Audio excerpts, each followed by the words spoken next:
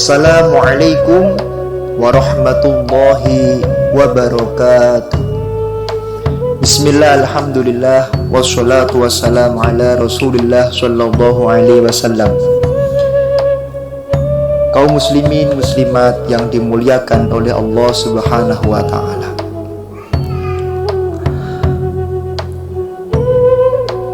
sholat nisfu Sya'ban yang merupakan salah satu amalan yang warid dilakukan oleh muslimin muslimat, khususnya di negara Indonesia dan umumnya di seluruh dunia, adalah salah satu amal ibadah yang tidak boleh kita lakukan kecuali setelah mengetahui daripada dalil-dalil yang mu'tabaroh.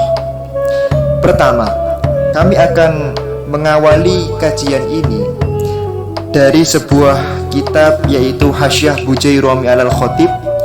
Dikatakan kullu minal a'immatil arba'ah ala shawab wa yajibu taqlidu wahidin minhum. Dalam memahami syariat, tidak diperbolehkan kita kecuali mengikuti daripada Quran dan Sunnah. Jadi sholat nisfu Sya'ban itu tidak boleh kita lakukan kecuali memang ada penjelasan dari Quran dan Sunnah. Nah, Quran dan Sunnah yang bagaimana yang boleh kita lakukan? Apakah langsung? Tidak. Ada aturan di sana, yaitu Al-Quran dan As-Sunnah setelah dijelaskan oleh para salafun sholeh, oleh orang yang telah mencapai derajat yaitu ijtihad. La yajibu taklid illa man yatarattab ila martabati sihhatil ijtihad. Sebagaimana dikatakan oleh para ulama seperti Imam Abu Hayyan Al-Andalusi di dalam kitabnya yaitu Tafsir Bahrul Muhit, tidak boleh kita bertaklid mengikuti pendapat dalam beribadah kecuali mereka orang yang telah mencapai derajat di dalam yaitu berijtihad. Misalnya Imam Syafi'i, mujtahid mutlak, Imam Hambali, Imam Hanafi, Imam Maliki dan lain sebagainya, termasuk Imam Ghazali, termasuk Imam Rafi'i, termasuk Imam Suyuti dan lain sebagainya. Mereka adalah orang-orang yang berhak menjelaskan Al-Quran dan As-Sunnah karena mereka lah orang-orang yang mencapai derajat mujtahid. Tidak boleh kemudian kita pahami sendiri, akan banyak kesalahannya. Terkait masalah sholat sunnah yang dilakukan di malam nisfu Sya'ban, dikatakan, dan kami mengambil dari kitab yang pertama, kitab Ittihaf Sadatil Muttaqin, syarah dari kitab Ihya Ulumuddin juz 3 halaman 424. As-Sayyid Murtadha Az-Zabidi radhiyallahu anhu qala wa qad tawarasa al-khalafu 'anis salaf min fi ihya'i hadhihi al-lailati bi sholati 6 raka'atin ba'da sholatil maghrib.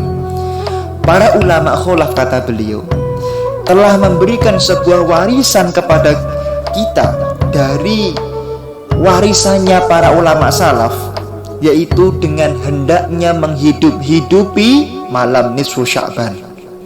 Dengan apa? Dengan melakukan sholat 6 rakaat setelah sholat maghrib.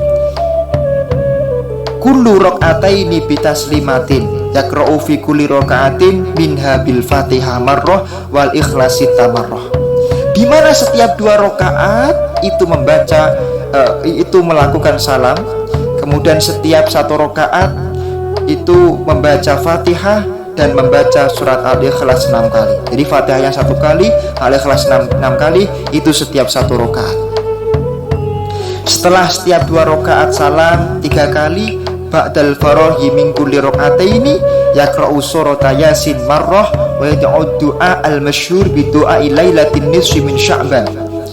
Kemudian setelah selesai melakukan sholat 2 rakaat tadi, kemudian membaca surat Yasin 1 kali dan berdoa dengan doa yang masyhur, yaitu doa nisfu Sya'ban, yang telah kami tulis, telah kami sampaikan di dalam tausiah sebelumnya.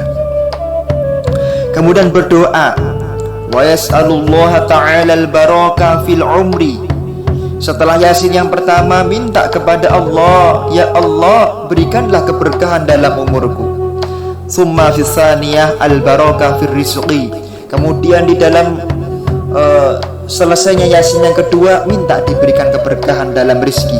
Summa fis salisa al barakah fi husnil khotimah. Kemudian setelah Yasin ketiga, mintalah kepada Allah diberi husnul khotimah.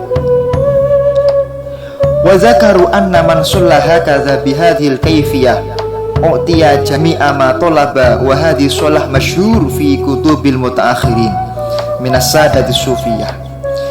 Ulama menuturkan bahwa melakukan sholat seperti ini adalah merupakan sholat yang telah masyhur di dalam kitab-kitabnya para ulama mutaakhirin. Ketika orang telah melakukan sholat seperti ini, apapun yang diminta kepada Allah akan diijabahi oleh Allah Subhanahu wa ta'ala. Walam aralaha wala lidu'aiha mustanadan sahihan fi sunnah illa annahu min amalil masyayikh. Para ulama mengakui bahwa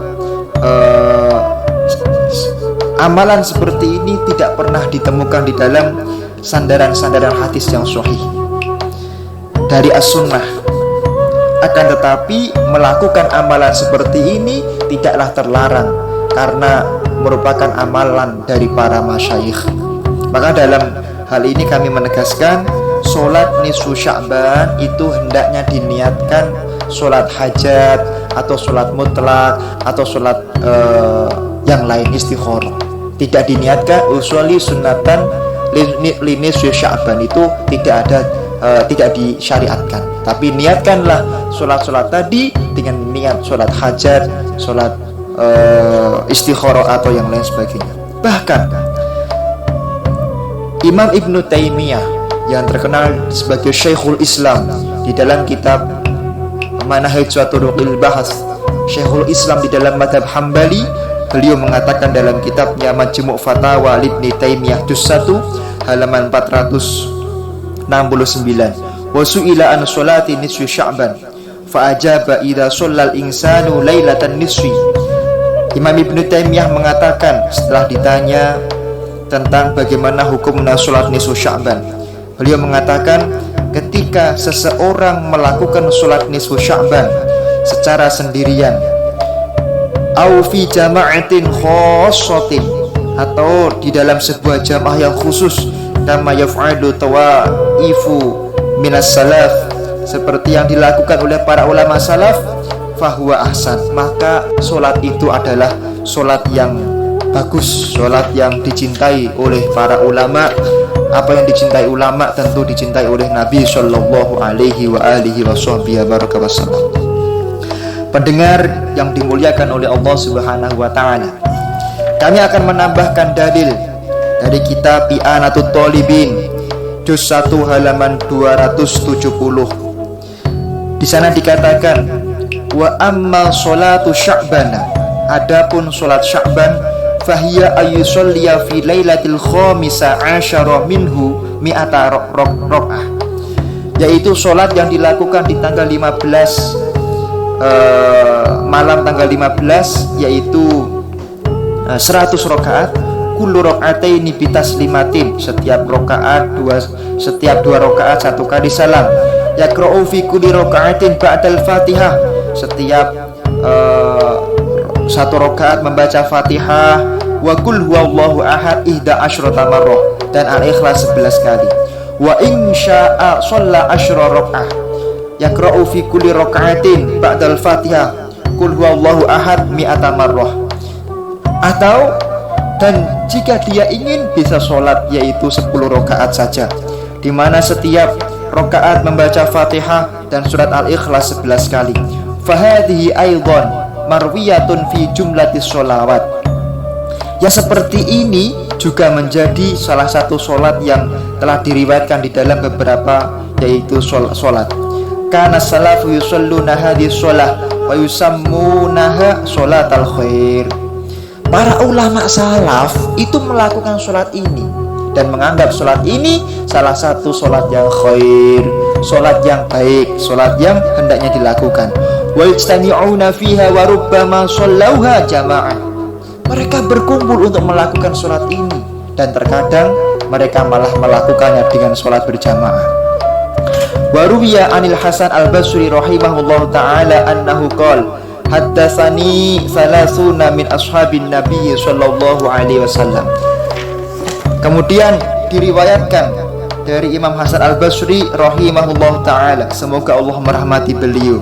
Beliau mengatakan telah menceritakan kepadaku 30 daripada sahabatnya Nabi Muhammad sallallahu alaihi wasallam, anna man shalla hadhihi shalah, barang siapa orang yang sholat dengan sholat ini, fi hadhihi lailah, di malam nisfu Sya'ban, nazarallahu ta'ala ilaihi sab'ina nadrah, maka Allah akan memandang dirinya dengan 70 pandangan.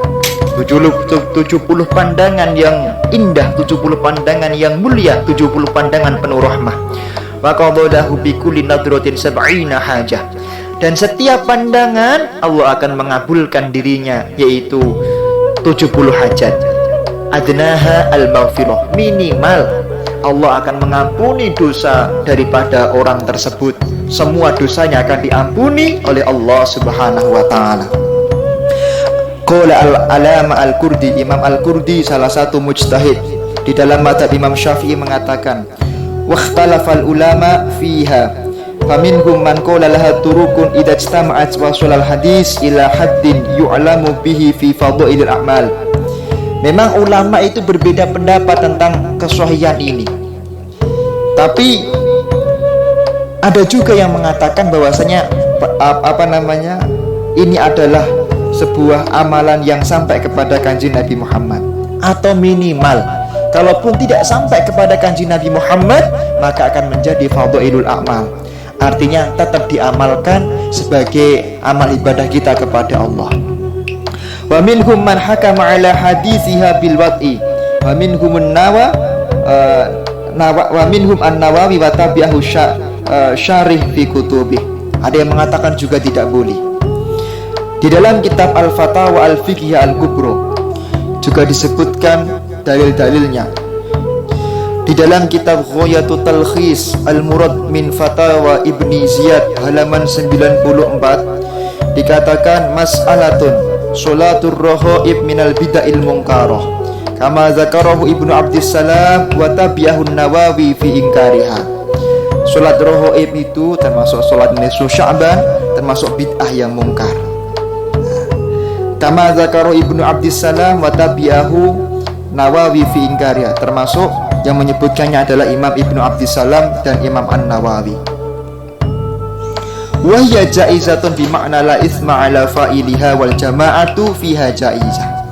Akan tetapi kalau orang mau mengamalkannya boleh-boleh saja, tidak dihukumi dosa, bahkan boleh dilakukan dengan jamaah, katanya beliau. Na'am law shallaha mu'taqidan syihatan ahadisiha al-mawdu'ah asimah. Nah, memang tidak ada hadis yang menunjukkan daripada kesahihan daripada sholat ini, tapi kalau sholat ini dilakukan maka tidak dihukumi dosa dengan syarat: satu, sholatnya dilakukan dengan niat yaitu memuliakan malam nisfu Sya'ban. Dua, sholatnya dilakukan dengan niat mutlak atau hajat atau istikharah atau yang lain yang masyru'ah di dalam kutubul mu'tabarah. Yang ketiga, sholatnya diniatkan untuk iqamatu lailatil barokah, yaitu memuliakan malam yang dimuliakan atau diberkahi oleh Allah Subhanahu wa ta'ala. Kalau itu dilakukan, maka sholat nisfu Sya'ban tidak diharamkan dan merupakan sholat yang mulia di mata Allah Subhanahu wa ta'ala. Semoga bermanfaat dan mari kita semuanya muliakan malam nisfu Sya'ban dengan memperbanyak ibadah kepada Allah Subhanahu wa ta'ala. Syukran ala imamikum. Assalamualaikum warahmatullahi wabarakatuh.